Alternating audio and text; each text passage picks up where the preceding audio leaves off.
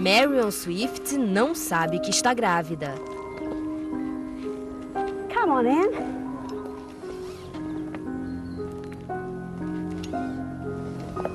Mas em apenas 6 dias, seu óvulo fertilizado se tornou uma bolinha de 100 células.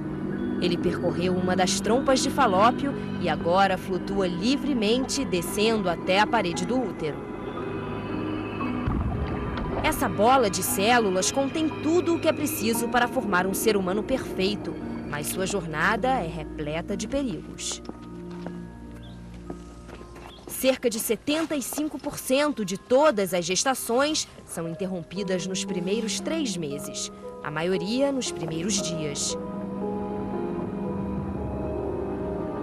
Para o embrião sobreviver, ele deve tomar o controle do organismo de Marion e transformá-lo, usando-o para se sustentar, se abrigar e até mesmo se alimentar. Shall I put the kettle on then? What happened? I just lost my footing. Primeiro, o embrião deve encontrar uma base. Ele libera enzimas que dissolvem o revestimento do útero de Marion.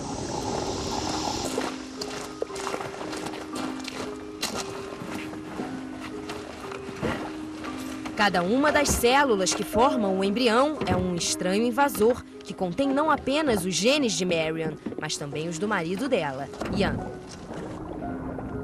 O organismo de Marion é patrulhado por células do sistema imunológico que caçam invasores. Esses macrófagos comem os invasores para destruí-los. No útero dela, os macrófagos circundam o embrião recém-chegado. Mas por fora, o embrião parece uma parte normal do organismo de Marion.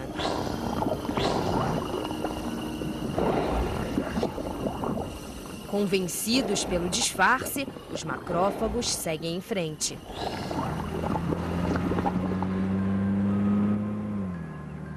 Entretanto, o embrião ainda não está a salvo. Dentro de 1 semana, Marion vai menstruar e o pequeno embrião será expelido do corpo dela.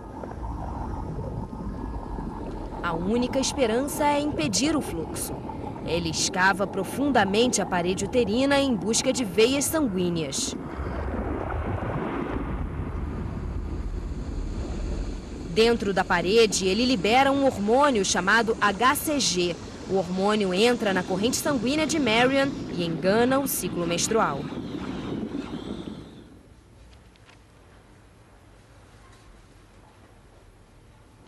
A regra de Marion normalmente desce quando seu corpo deixa de produzir os hormônios sexuais, progesterona e estrogênio. Mas o HCG diz ao organismo para continuar produzindo os hormônios. O período dela, que deveria ter começado 1 semana atrás, foi interrompido.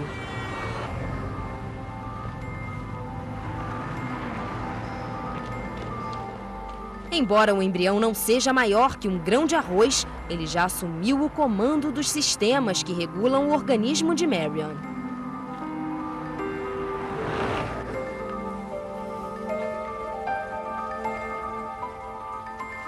O HCG é a assinatura do embrião. É o que o teste de gravidez detecta na urina de Marion. E mostra que o embrião chegou bem. Ian!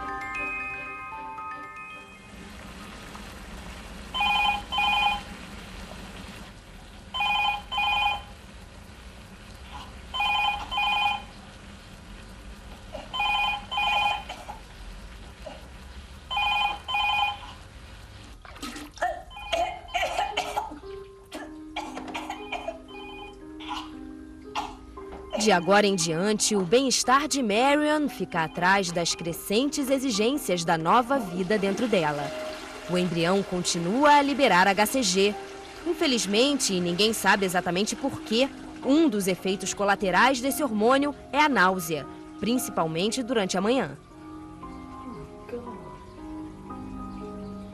Pode não ser um grande consolo para Marion, mas o enjoo dela é um sinal da saúde do embrião. Já faz 6 semanas desde que o espermatozoide encontrou o óvulo. O que antes era uma bolinha de 100 células, agora tem um coração e começa a formar braços e pernas. Entretanto, é do tamanho de um grãozinho de feijão. As células externas da bolinha se transformam na placenta, que liga o embrião à corrente sanguínea de Marion. Algumas células da placenta entram no sangue de Marion. Durante os próximos 9 meses, 25 milhões delas entrarão em seu organismo.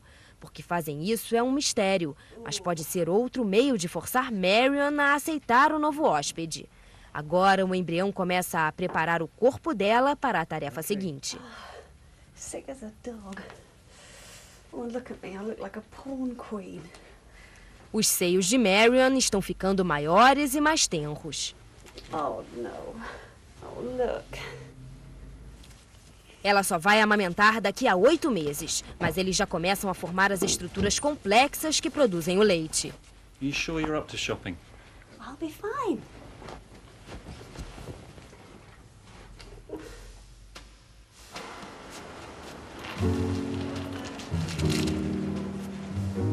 Porém, antes disso, o embrião vai crescer muito e crescimento requer energia. How about this for the nursery? Oh, no, that's an awful colour. It's only a thought. I just think it's tempting fate to paint the nursery this early. Anyway, I prefer yellow. Pela primeira vez, a placenta começa a produzir seus próprios suprimentos de progesterona e estrogênio. Esses novos hormônios fluem em cada parte do corpo de Marion. No cérebro dela, os níveis de progesterona ficam 7 vezes mais altos que o normal, interferindo nos sinais elétricos que pulsam entre os neurônios. A progesterona age como tranquilizante. Marion se sente exausta e é exatamente isso que o embrião quer. Ela precisa conservar energia para que ele possa exigir cada vez mais de seu corpo.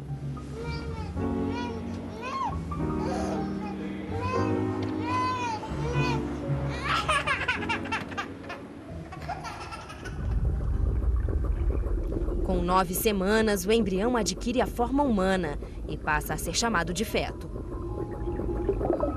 Embora tenha o tamanho de uma uva, ele continua a preparar Marion para o dia em que estará bem maior e precisará de mais sangue para se alimentar. You missed a bit. Durante os próximos meses, o corpo de Marion deve produzir 2 litros a mais de sangue. Para isso, o feto dá início a uma reação em cadeia.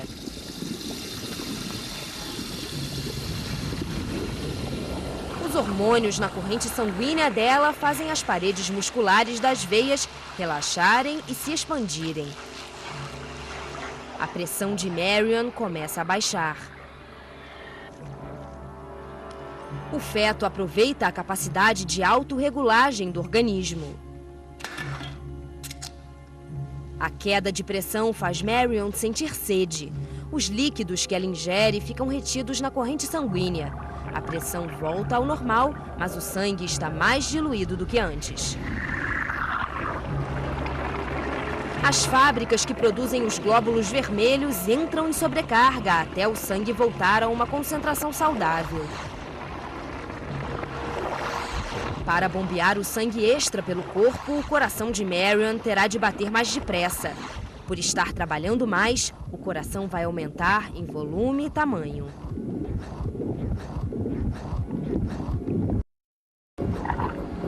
Hi there, Sparky. Oh, look, he's got his hands above his head. Sob o comando do pequeno feto, o corpo de Marion passou por uma incrível transformação interna. Embora Marion não pareça tão diferente, o coração dela bombeia 30 mil litros a mais de sangue por dia. It's very active, isn't it? A temperatura corporal dela aumentou. Em locais como as mãos, chegou a subir até 10 graus.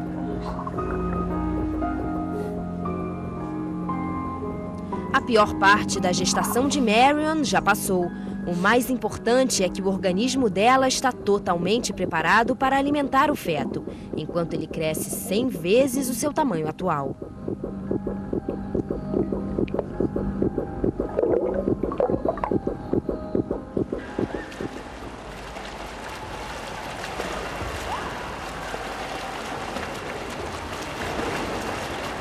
Aos 3 meses de gravidez, Marion se sente com uma saúde fantástica. A gestação se tornou um prazer. Mas até a sensação de bem-estar é controlada pelo feto.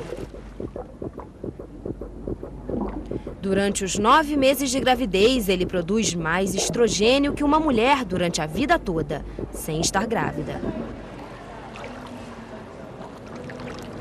Repleto de estrogênio, o cérebro de Marion se torna mais sensível à serotonina, que melhora o ânimo. Ela se sente mais feliz.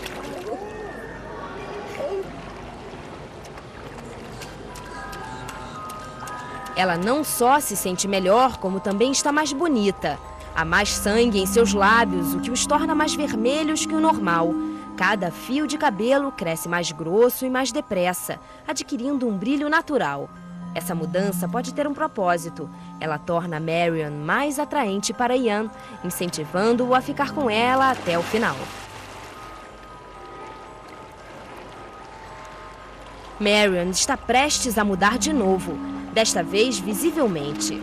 Até agora, o útero dela, que normalmente é do tamanho de uma tangerina, acomodou o feto com facilidade. Mas nos 3 meses seguintes, o feto vai crescer 60 vezes o seu tamanho atual. E o útero precisa se expandir para isso. Mas o útero não pode formar células novas. Por isso, cada célula precisa se esticar até 8 vezes o seu tamanho normal. Os outros órgãos de Marion precisam dar espaço ao útero que cresce. Primeiro, os intestinos são empurrados. Depois é o estômago, então o fígado. Até mesmo o coração, que já lida com uma crescente carga de trabalho, é jogado para o lado.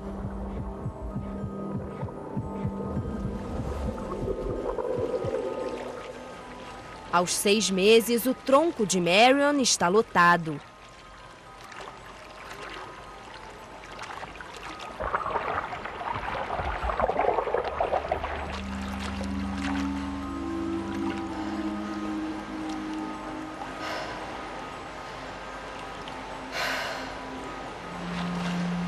Os pulmões, que também foram comprimidos pelo útero, precisam trabalhar mais. Como qualquer ser vivo, o feto precisa se livrar de seus dejetos. Para isso, ele usa a corrente sanguínea de Marion. Esse lixo inclui dióxido de carbono, que é tóxico em dosagem alta.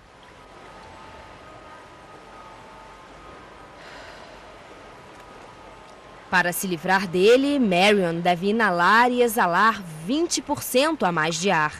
Ela não só come por 2, como também respira por 2.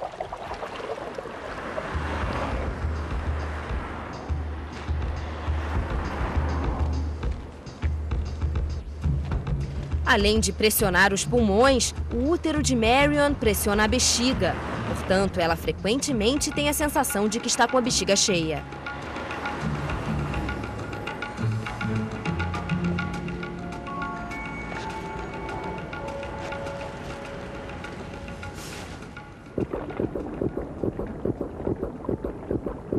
Faltando apenas 2 meses para nascer, o feto ainda não atingiu a metade do peso ideal. Ele precisa ganhar 200 gramas por semana até nascer. A despensa que ele ataca, é claro, é o corpo de Marion.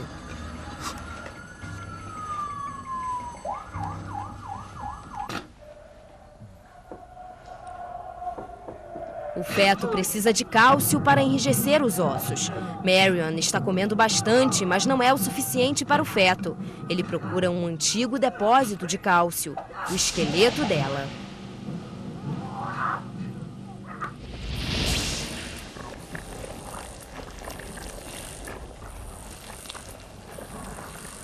Dentro dos ossos de Marion existem células chamadas osteoclastos, que são capazes de dissolver os ossos. Essas células entram em sobrecarga, lançando cálcio na corrente sanguínea dela para que chegue até o feto.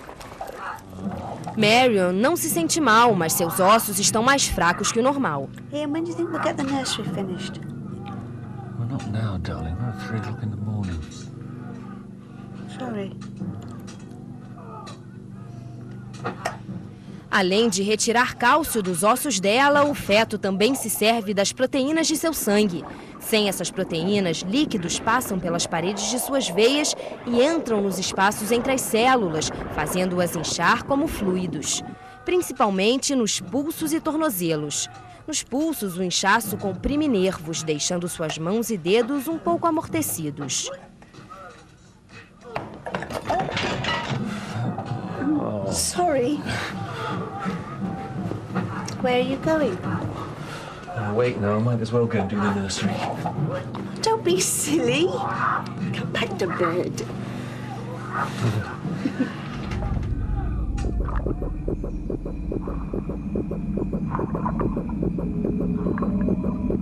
Com 8 meses e meio, o feto está do tamanho de uma bola de rugby.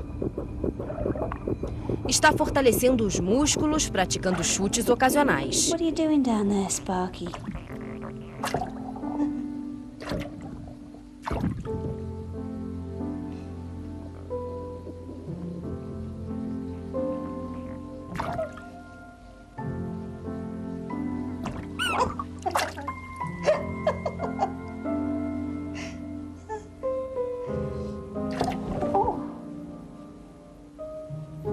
Marion está tendo uma contração de Braxton Hicks. Essas suaves e irregulares contrações são um exercício para manter o útero fortalecido e preparado para o esforço que fará mais adiante. Cada célula muscular que forma o útero dela está treinando, na tentativa de tornar o parto o mais fácil possível.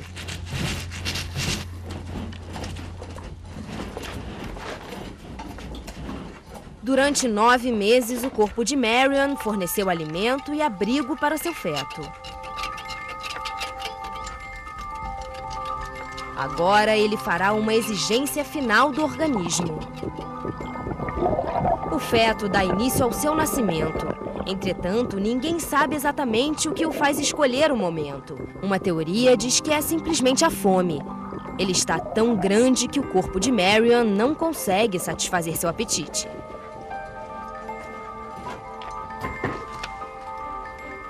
Looking good.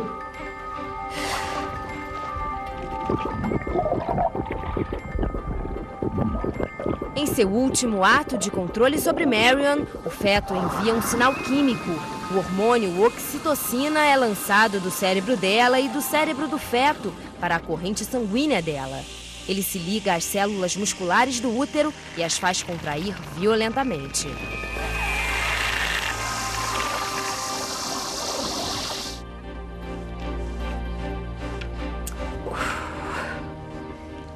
You okay?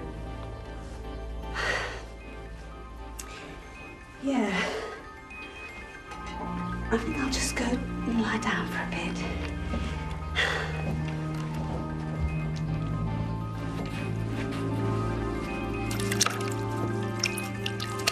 Ian! What? Quickly!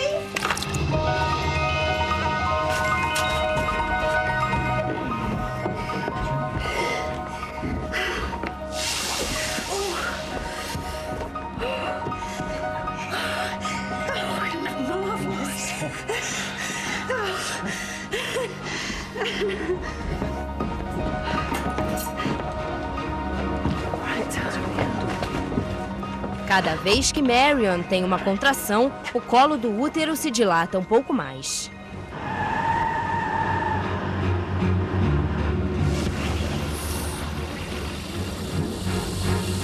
O parto é um ciclo que acontece sozinho. Cada contração faz mais oxitocina ser lançada do cérebro de Marion. E mais oxitocina quer dizer contrações mais fortes.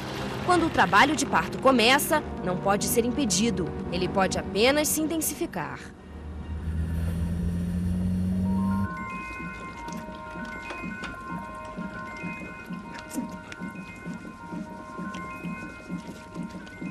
Right, deep breath in now. Hold it and push down. That's the girl. Keep it coming up. Right, the deep breath in quickly. Hold it and push. And push. Yes. And again.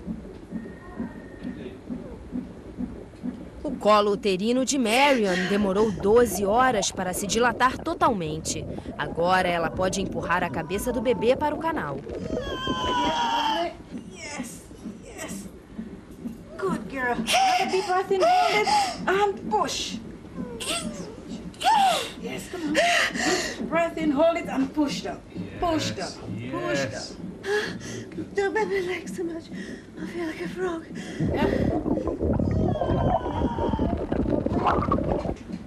That's right. Keep it down. Keep it down. A dor do parto é resultado de uma troca evolucionária. Os seres humanos têm o cérebro maior, por isso nossos bebês têm cabeça grande. Give me that extra. Give me that extra. One. Another quick one. Mas para andar eretos, precisamos de uma pelve rígida. A combinação de uma pelve inflexível e uma cabeça grande torna o parto mais agonizante para os seres humanos que para as outras espécies. I can't. And again. And again.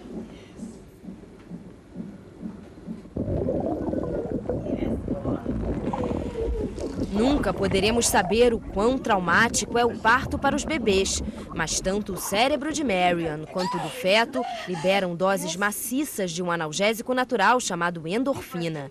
Sem ele, o parto seria mais doloroso ainda.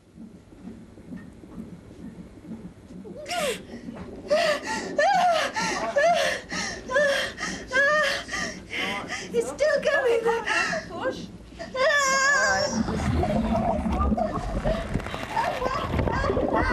Take some slow breath.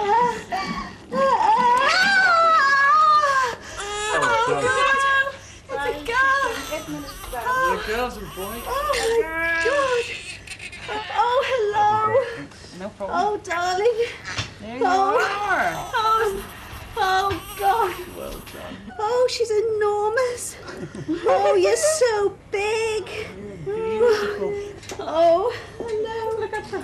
Quando o bebê respira com os próprios pulmões, já não depende mais do corpo de Marion para sobreviver. Uma relação está encerrada, porém outra está prestes a começar. You're a girl. Oh, I've got a baby. Oh.